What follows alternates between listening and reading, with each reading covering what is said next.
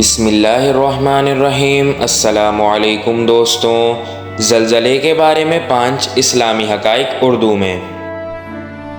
Fact number 1، خدا کی قدرت۔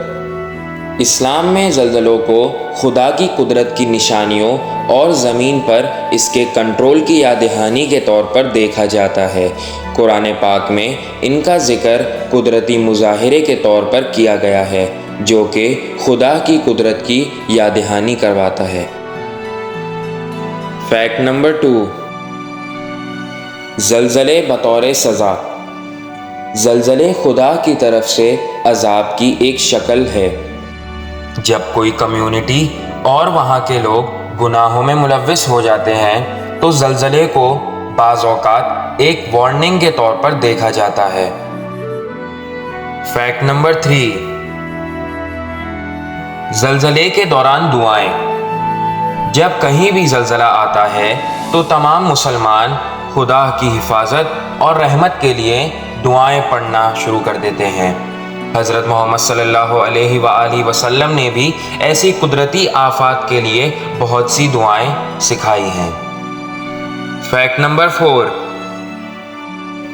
زلزلہ متاثرین کی مدد۔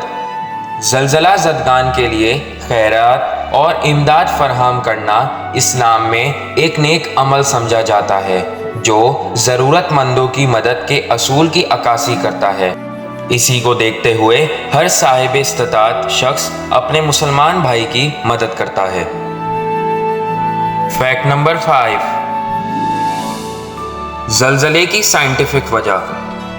جب بھی زمین کے کسی کنارے پر دباؤ یعنی پریشر زیادہ ہو جاتا ہے تو اسی وقت زمین میں ایک وائبریشن اور ایک لرزہ طاری ہوتا ہے جس کو ہم محسوس کرتے ہیں اور اسی کو زلزلہ کہتے ہیں۔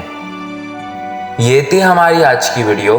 امید کرتا ہوں دوستو کہ آپ کو یہ ویڈیو اچھی لگی ہوگی، تو پلیز چینل کو سبسکرائب کر لیجئے اور بیل آئیکن کو دبا لیجئے تاکہ اسی طریقے کی ویڈیوز آپ کو ملتی رہیں۔